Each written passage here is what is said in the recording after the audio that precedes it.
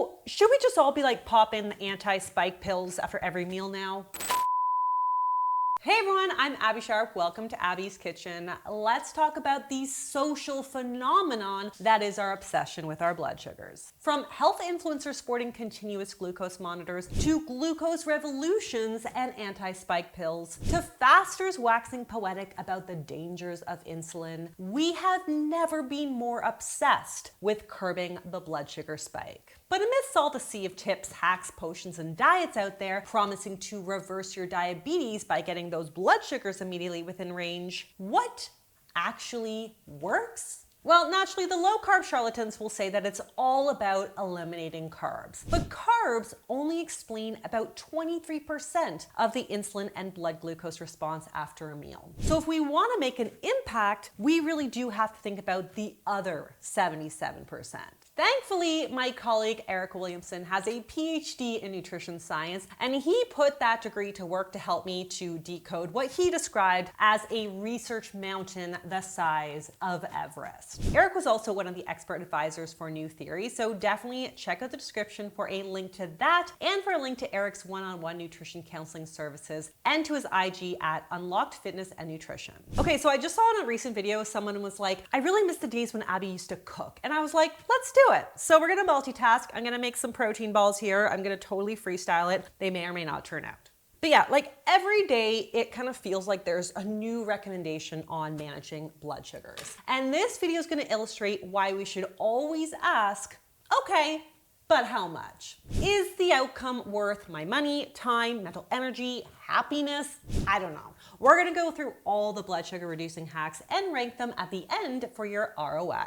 Okay, before we go too far, let me chat about my sponsor today, Element. So as you guys know, I have been using Element for several years now because I just love that it has that science-backed electrolyte ratio of 1,000 milligrams sodium, 200 milligrams potassium, and 60 milligrams magnesium. Plus it has no colors, sugar, or fillers. But anyone who knows me knows I'm obsessed with bubbly drinks. So when I heard about the launch of their Element Sparkling, I was so excited I screamed. So Element Sparkling delivers the same benefits of their stick powders, but in a ready-to-drink can of sparkling water. Honestly, electrolytes have so many important roles in the body, from regulating nerve impulses, hormones, nutrient absorption, and fluid balance. And if you are depleted, you feel it, and it does not feel good. But the new sparkling electrolytes, they are just so delicious, so refreshing, and definitely gonna come in handy in the summer tennis month. So you can get yours at drinkelement.com/AbbeySharp. And remember, you can also get a free Element sample pack with any electrolyte mix purchase. This deal is only available through my link, so you've got to go to drinkelement.com/Abbey Sharp. So first of all, exercise. So we know that intense exercise helps to boost insulin sensitivity, which is key for long-term blood sugar management and overall health. But here we're going to be focusing on how exercise affects your blood sugar right after a meal, and particularly its impact on peak blood glucose and the total glucose response of the meal, which is also known as the area under the curve. So in one very comprehensive study testing the effects of exercise before and after eating carbohydrates like oatmeal, they found that when participants walked for just 30 minutes after eating a meal containing 70 grams of carbs from a high sugar cereal, their peak blood glucose was 70% lower and the total glucose response was 10% lower. Now, they also looked at shorter bouts of exercise, and they found that even 15 minutes, a single 15-minute session had an effect. And this is just from walking, right? Walking. So bottom line, any movement that contracts your muscles, whether that's a walk or gardening or house chores or cooking or chasing after your kids, is going to help to reduce your blood sugars post-meal. Okay, next I want to talk about eating in the morning versus eating at night. So Thanks to our natural circadian rhythm, our insulin sensitivity is higher in daylight than it is after the sun goes down. And this will affect how effectively our body metabolizes carbs. So researchers found that eating 80 grams of carbs in the morning versus at night resulted in a 17% lower peak blood sugar and 28% lower overall sugar. So bottom line, there are blood sugar benefits to eating like a king at breakfast and a pauper at dinner, as opposed to the typical kind of like skip breakfast, eat a late dinner routine. Or should we be eating lunch like a king?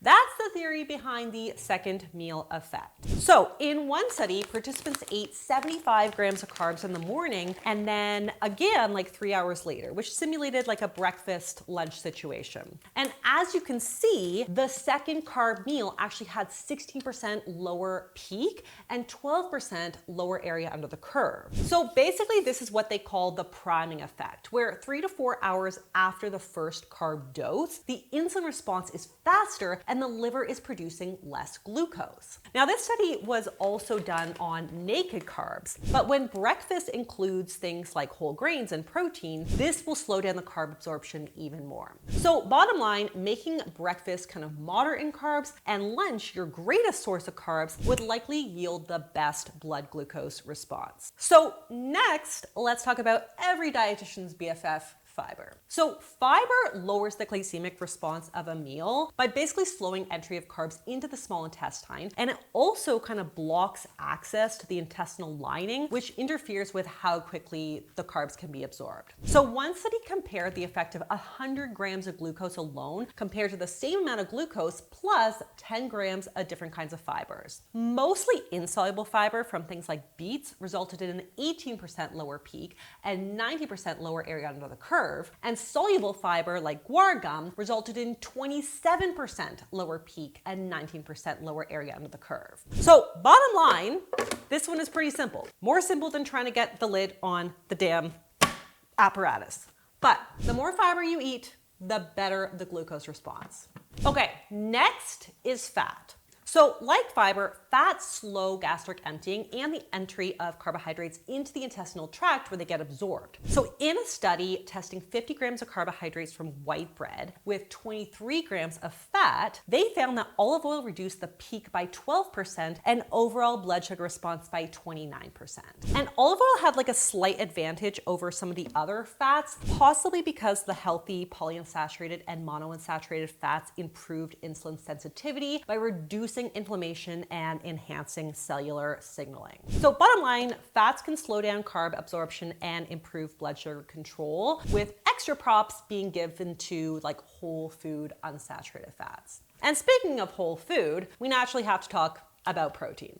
So protein is generally known to be like a blood sugar regulating powerhouse for two main reasons. Number one, it slows down the release of nutrients into the intestine for absorption. And two, protein has this like amazing, unique ability to stimulate insulin production while stabilizing blood glucose. So the extra insulin actually helps to keep blood sugar levels lower after eating carbs compared to just eating carbs alone. And not all protein sources are created equal when it comes to stimulating kind of insulin. So some foods like beans and fish will have a greater ability to trigger insulin production than things like eggs or cheese. So in one study in folks without diabetes, they were testing the effects of protein on glucose response after they had 50 grams of carbs. And they found that 20 grams of protein powder led to a 27% lower peak blood glucose and 40% lower overall blood sugar response. And while most of the research on this has been done on whey protein because of its gold standard amino acid profile, new theories plant-based protein powder would likely yield very similar results because it offers a very similar spread, and we designed it that way.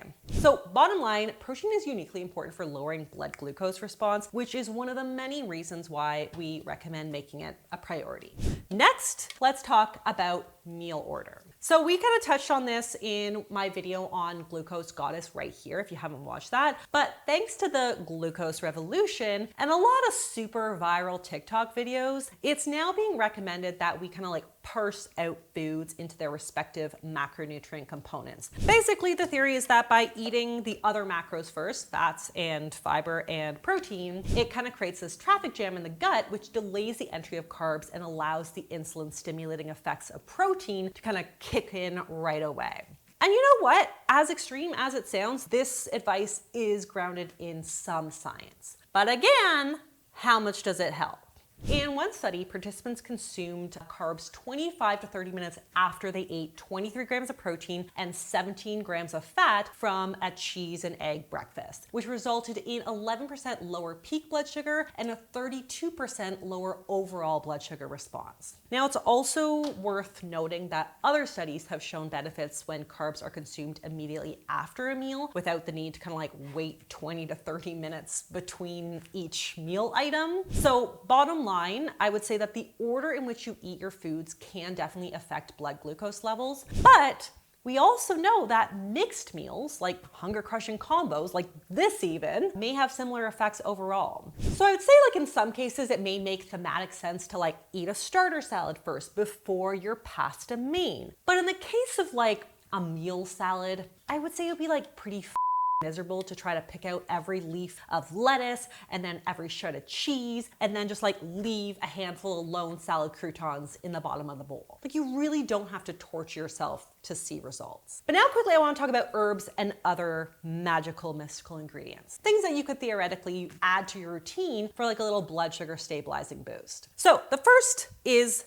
vinegar. And again, you'll see tons of influencers tout the benefits of like having a shot of vinegar in the morning. And it actually isn't all BS, since vinegar can slow the breakdown of carbohydrates in the gut. So one study found that taking 2 tablespoons of vinegar lowered the glycemic peak in a meal by 11%, but it didn't significantly change the area under the curve or the total blood glucose response. Other research reported like an 8 to 20% reduction, with higher effects in folks with insulin resistance and much lower effects in people who are healthy. So we're gonna place it at like 10% to match our non-diabetic subject pool on the glucose peak. So next is turmeric, which is a highly anti-inflammatory spice, which could potentially enhance cellular signaling, including sensitivity to insulin, according to some long-term studies on individuals who have prediabetes and diabetes. But when they studied 6 grams of turmeric, which is a lot, with 75 grams of carbs, there was actually no reduction in peak blood glucose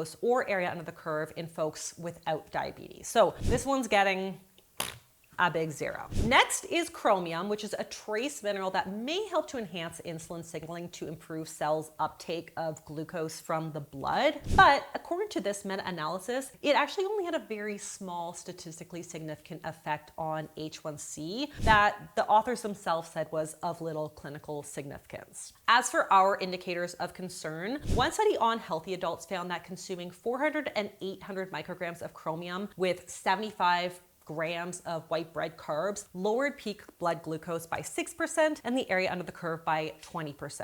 Now, the problem, of course, with this recommendation is that the upper tolerable limit, or the UL of chromium, is 200 micrograms per day. So exceeding that is not without its risks. So bottom line, even though chromium may offer some perks, the risks likely outweigh the benefits, particularly for folks who are already getting adequate chromium in their diet. I also gotta talk about cinnamon, because cinnamon is hot, literally. Anyways, cinnamon can slow the rate at which food moves and carbs break down in the gut. However, there's not actually a lot of good studies on cinnamon, especially in healthy folks without diabetes. Like the most commonly cited study found that a very large dose of 6 grams of cinnamon lowered the peak blood glucose response by about 44% and the area under the curve by 46%. However, It's important to note that the meal used in the study was like a delicious rice pudding, and it only had 16 grams of carbs. So we totally cannot compare it to our other studies where they're using between 50 and 100 grams of carbs. Also, the same researchers found no difference when only 1 gram or 3 grams of cinnamon were ingested with like the same rice pudding in a different study. So bottom line, when you look at the reviews of cinnamon's benefits, they basically conclude that it only has modest benefits, if any, especially at non-insane doses. Like 6 grams of cinnamon for just 16 grams of carbs, it's not comparable to everything else in our lineup. So we're just gonna not like apply a number to this. Next is mulberry extract. And this is the main active ingredient in Glucose Goddess's anti-spike supplement. And it actually does have some good data to back it up. So basically this works by inhibiting the enzyme that breaks down carbs in the gut, so it can kind of mitigate and delay carbohydrate breakdown and absorption. Now, according to a 2022 meta-analysis, it does seem to be effective at lowering peak and total glucose response of a meal. Basically, the study that Glucose Goddess cites on her website found that taking 250 milligrams along with 50 grams of carbs lowered peak blood sugar by 6% and area under the curve by 24%. And then another study that used 250 milligrams of mulberry with 75 grams of sucrose found that it reduced the peak by 14% and the total glucose by 42%. So bottom line, I would say mulberry extract may be an effective adjunct supplement for blood sugar control, but we haven't necessarily kind of determined an optimal and or safe dose. And finally, I want to very quickly mention berberine, which, as we know, I talked about it in a lot more detail, can reduce A1C and fasting glucose. But when we were doing research for this video, we weren't able to find any studies on its effect on blood glucose immediately after a meal. So we're going to leave it out of the analysis, but you can just keep in mind that it may help overall with blood sugar management. So we're really just like scratching the surface here, but I would say that those are the things that are among the most impactful. And I want to rank them for you so that you have a sense of what's going to get you the best blood sugar lowering bang for your buck. Number 1, protein. 2, soluble fiber. 3, daylight eating. 4, meal order. 5, insoluble fiber. 6, mulberry extract. 7, fat. 8, the second meal effect. 9, exercising after meals. 10, chromium. 11, vinegar. 12, cinnamon. And finally, turmeric. Keep in mind that until there's a study that is like literally comparing all of these with the same experimental conditions, that this ranking is nothing more than an educated guess. A more evidence-based list of priorities for blood sugar management would probably read as this. Number 1, insulin sensitivity. So this is the foundation of overall health. So you want to move your body and maintain a healthy body weight.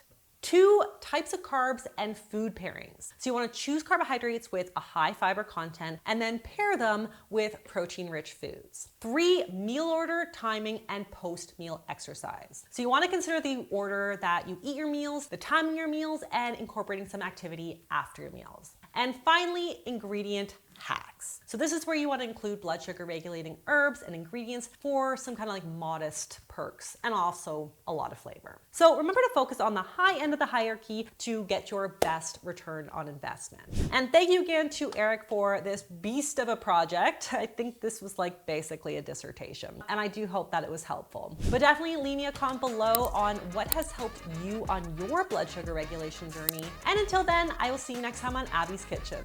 Bye!